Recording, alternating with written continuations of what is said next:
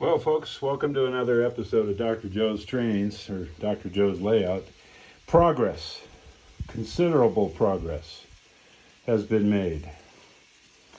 So, I've got my final track plan. Got 4 main lines with the ability to run 4 trains simultaneously. Although right now with my DCC setup, I don't have all of my trains coded properly, but I'll get there. Caleb and Chris, there's my version of a turntable and a roundhouse.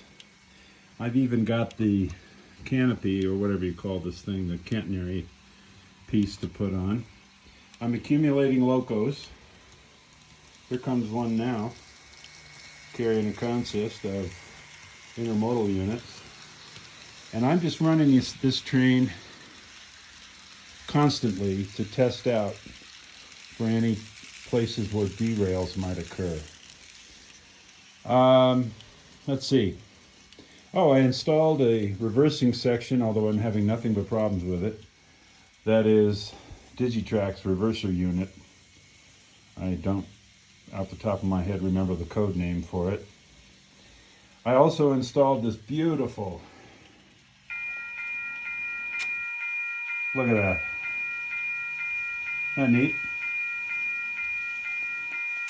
Up here on the second level. So I've got my second level pretty much in place. Obviously, there's a lot of scenicking yet to be done. Both reversing units there in the middle will be hidden. I'll have to make sure no derails occur. I've got mainline 4 comes up back there, and let's see, swings around here, goes through the crossing, and then around, and then down, and rejoins the main lines over here in this area. This second loop right here is for a intercity trolley, or I may get myself a metro set. We'll see. I mean, I'm not from Chicago. I'm from California, but my God, I don't want anything to do with California, so I won't be putting a Caltrain on here, believe me. So I don't know, I might get a Metra or anything other than California for that inner loop.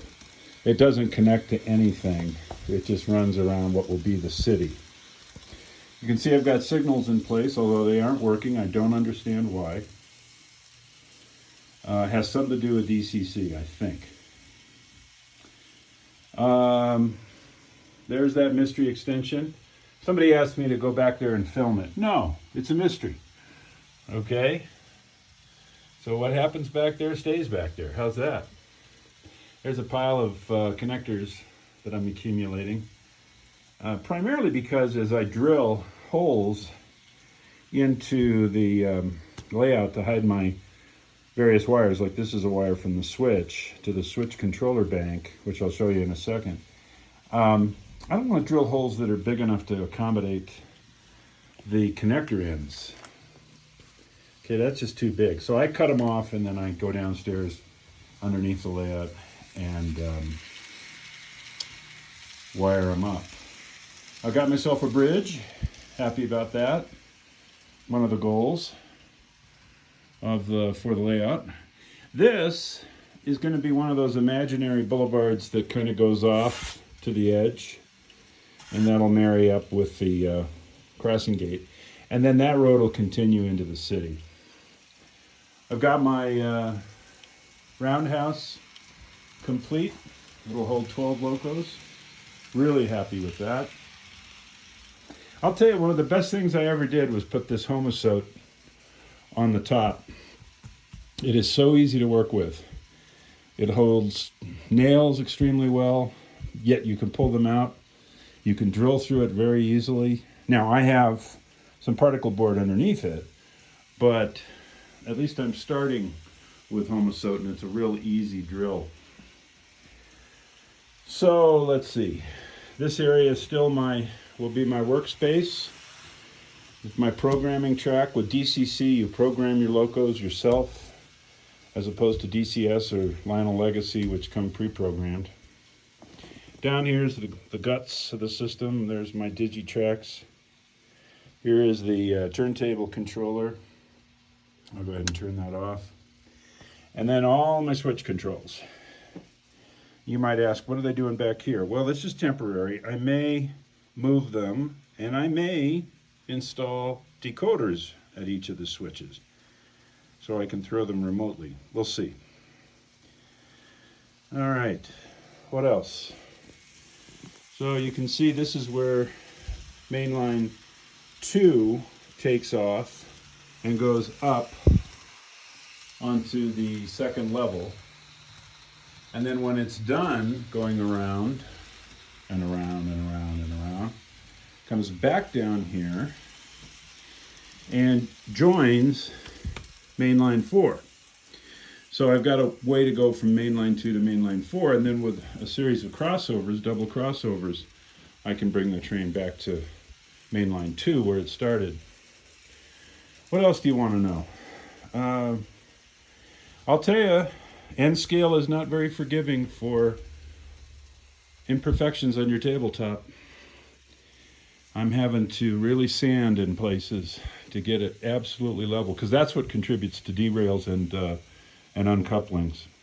So here's a crossover switch here, double crossover over here, and then 2 escape tracks, escape switches I guess you call them, right there, one there and one in the distance, to bring the train back to mainline 2 or take it over to mainline 3, and then the double crossover allows you to go to mainline 4. So, one of the advantages to O-scale, folks, is that these switches automatically throw themselves back when a train passes. That's not true with N-scale. I'll have to devise a way to do that. Otherwise, I have to manually throw the switch when the train comes out of the reversing loop. Okay, I'm at 7.5 minutes. This was just a quick update. I can't think of really anything else to tell you. Really thrilled with Caleb and Chris's turntable, and so glad they enjoyed that little spline set with the Apple cars. As you can see, guys, I got quite a few. There's some more down there. Apple used to give them to me as gifts every year. They would forget that they'd given them to me. And that's a long story. There's even 4 up there. Okay, well, happy railroading. Here comes the consist. And I'll check in with you guys later.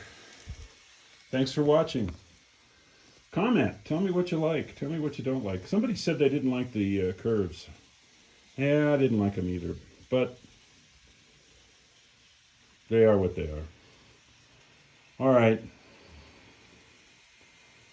Dr. Joe here. Over and out.